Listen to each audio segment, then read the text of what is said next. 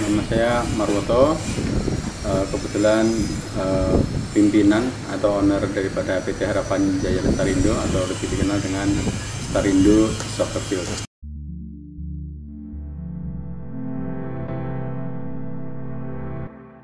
Kebetulan kurang suka sepak bola karena dari kecilnya tidak hobi sepak bola gitu, jadi memang berkecimpung di dunia lapangan sepak bola, tapi untuk sepak bola terus terang kami tidak hobi. Jadi awalnya begini, nomor satu, kami adalah dulu berprofesi di dunia lapangan golf. Maksudnya kami dulu pernah bekerja di lapangan golf dari tahun 91 sampai tahun 2004 itu bekerja di lapangan golf, sehingga seluk-beluk daripada rumput itu sedikit banyak kami sudah pahami lah begitu. Dan kami selain bekerja di tempat rumput, karena lapangan golf itu 95% adalah rumput.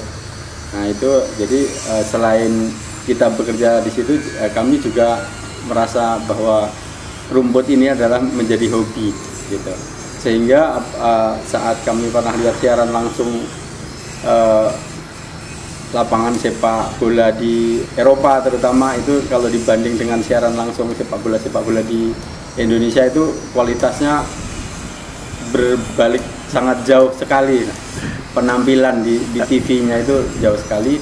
Oleh karena itu saya ibaratnya mencobalah kita menawarkan, memberanikan diri, karena baru pertama kalinya terjun di dunia sepak bola, otomatis kami masih banyak yang harus dipelajari, sehingga saat itu kebetulan kami ditawari untuk mengerjakan lapangan sepak bola di Sekolah Pelita Harapan di Lipo Karawaci, terus selanjutnya di Universitas Pelita Harapan, dan kebetulan di Sekolah Pelita Harapan itu lapangannya sering digunakan untuk timnas TC di situ. Dari situ mungkin beberapa pelatih timnas mungkin merekomendasi beberapa stadion untuk bekerja sama dengan PT Harapan Jaya Lestarindo. Jadi kalau kami semua pekerjaan mulai dari struktur, baik subbase-nya atau dasarnya atau cut and fill-nya, terus sistem drainase, terus sistem irigasi, media tanam, dan selanjutnya rumput, ya, kami mengerjakan semua itu. Jadi kami kan untuk lapangan sepak bola kami punya 3 standar atau 3 kelas. Nomor 1 ada kelas stadion, nomor 2 kelas lapangan latih, nomor 3 kelas lapangan desa.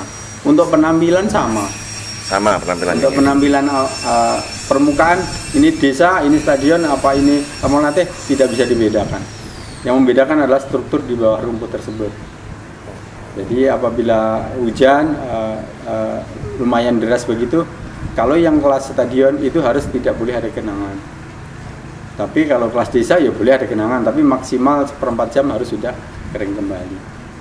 Kebanyakan orang melaksanakan atau membuat lapangan bola tahunya semuanya hanya dari tanah. Jadi rumput hidupnya di tanah. Makanya mereka pakai tanah yang super, yang bagus untuk menanam rumput. Padahal tanah tersebut bisa dibayangkan daya resapnya sebesar apa apabila kondisi padat. Sering dipakai diinjak-injak, akhirnya media tanam tersebut padat. Nah daya resapnya itu secepat apa gitu. Itu bisa dibayangkan. Oleh karena itu menggunakan pasir adalah solusi terbaik untuk daya resap.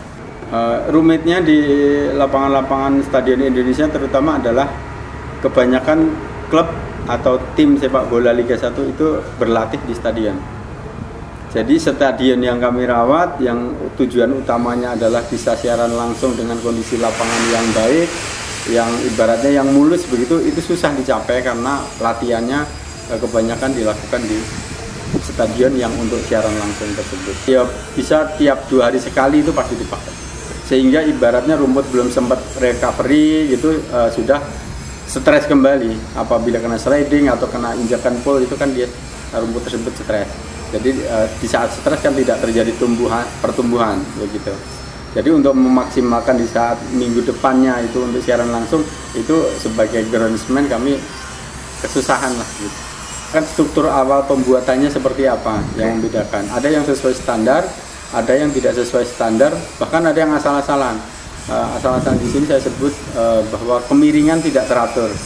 Istilahnya kan harusnya biasanya kan munggung kerbau, jadi punya kemiringan dari tengah itu ke sisi samping, dan ke sisi samping itu adalah 0,5%, yaitu tapi di sisi lain pada prakteknya itu jauh sekali, kadang-kadang sisi satu dengan sisi yang satunya itu selisih sampai 20 cm. Jadi saat pelaksananya itu yang menjadikan posisi aliran air atau drainase tidak normal. Setiap tanaman atau rumput itu mempunyai daya kecepatan tumbuh yang berbeda. Di situ ada teki, di situ ada rumput embun, di situ ada Yoesia yang memang awalnya ditanam di situ. Nah, di situ tumbuhnya tidak sama, sehingga sekarang dipotong, besok rumput teki itu sudah tingginya sudah plus 1,2 cm, 1,2 cm, sedangkan rumput Yoesianya paling baru tumbuh 2 atau 3 mili. Nah, gitu, sehingga untuk melihat sesuatu yang kerataan yang baik itu susah dicapai. Otomatis setiap mau menjelang pertandingan, saat itu kami merawat, itu kami setiap hari melakukan pemangkasan. Kalau faktor cuaca untuk Indonesia saat ini saya kira aman, karena rumput-rumput yang digunakan untuk stadion sepak bola di sini itu dia menggunakan rumput yang berhabitat memang di daerah tropis, jadi tidak ada masalah. Kalau rumput itu nomor satu adalah kita lihat gejalanya. Jadi untuk perawatan itu misalnya pemupukan itu tidak bisa dijadwal, penyiraman itu tidak bisa dijadwal. Jadi kita harus lihat daripada gejala yang timbul oleh daun. Jadi daun ini kalau kita melihat itu sebagai groundsman, kebanyakan tim dari Lestarindo mereka sudah paham bahwa rumput ini mempunyai gejala seperti ini, dan apa yang harus dilakukan, kapan mupuk, kapan nyiram, kapan aplikasi herbisida, kapan aplikasi pestisida. Nah, dari situ itu sudah untuk menentukannya itu dengan data gejala yang timbul dari rumput tersebut. Kebanyakan stadion di Eropa menggunakan rumput hybrid. Nah, di Indonesia juga akan pecah telur juga ini. Insya Allah itu di stadionnya JIS, Jakarta International Stadium, itu akan menggunakan rumput hybrid pertama di Indonesia.